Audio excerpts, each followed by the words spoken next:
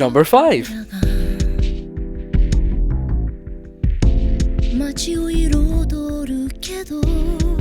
It's worth every penny because it will take you ages to complete. Yeah, there's a lot of stuff to do in this game. It's like, if you're playing Okami and you're just thinking, right, I need to go from this bit to this bit to this bit, you're playing it wrong. Because it's all about exploring, it's about finding a deer and giving it some herbs. I think it's all about getting caught up in the kind of sumptuous storyline and also just meeting all these amazing characters. It's so full of brilliant characters. There's Mr. and Mrs. Orange, the Sleepy Bear, which actually I would wear. That's the only video game t-shirt I would wear would be the Sleepy Bear. But it all just comes together into this. It's an absolutely gigantic game that will last you a long time, but it doesn't outlast its welcome. It's not just that, there's a whole mythology around it as well. It borrows very heavily from lots of Japanese stories, and it's just brilliant because of that. You feel like you're a part of this world and what you're doing's important, and that's what's great. The story and everything, it just ties together so well. And I mean, for the money, for $15.99, it's pretty ridiculous what you're getting. Number 4. It's beautiful. There's something scary about a game that came out in 2006 that looks better than all the games that came out in 2012. Every single one of them, isn't it? It's brilliant. It's actually in widescreen as well, in HD. It's shocking. Okami HD is probably the most beautiful game I have ever seen. Just the art style and the way that it looks like a painting come to life, and along with Metal Gear Solid HD, it's the only HD version that's come out recently where I've not went, It's one of those games you can't fault it. Capcom have actually delivered something the fans deserve, and it's not just something for the guys like me and Joe who have already played Okami and things like that. It's for those guys out there that have maybe heard their pals going on about this game that they never bothered to buy and then think, oh well, why not? I might as well put it in. Imagine the treat to your eyes playing this game for the first time. Goodness. Number 3. Okami is a game that's just not scared to look at faith. a lot of games are actually scared to talk about religion and faith and stuff like that, but it's at the forefront of Okami because you're playing as a god, you know, and everything you do in the game is to make every day all the animals, all the people around you just worship you more without even realising it. There's a simple enjoyment for being good in games, and I think that's something that maybe a lot of games can ignore now. It's not like a morality system like you'd find in other games where you've got like, oh, da kiss him, da shag him, da kill him and leave the body under the Christmas tree.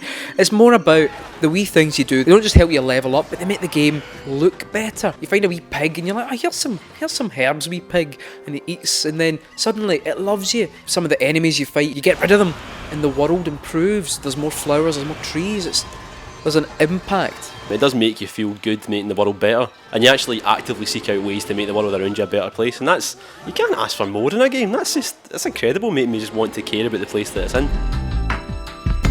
Number 2. It's got a satisfying, straightforward combat system. The way you play the game at the beginning of the game to the end of the game, it's not going to vary amazingly, but it's just satisfying. It's great to pick up a game that you understand the combat system from the get-go. That's it. You don't need to think, oh, do I do this? No, you know what you're doing, and you buy moves off some drunk old man whose head turns upside down. The fighting system, it reminded me a lot of Yakuza, because like everything reminds you a wee bit of Yakuza. Yakuza. No, what I mean is, like, it takes its cue from role-playing games, and that is, you know, it's essentially it's random battles. But unlike most role-playing games where I'm like, oh fuck, another random battle, this time it's like, yes, another battle. That's a sign of a good combat system. The enemies are brilliant as well. Like, whenever the townspeople are talking about it, they're all talking about how they're up to mischief. But all the baddies you fight against have got like humour and character to them. Like, they're all just dead funny. Like the imps that slap their arse in front of you and like they all play instruments. That's it. And you stun them and then you cut them in half with your celestial brush. And number 1.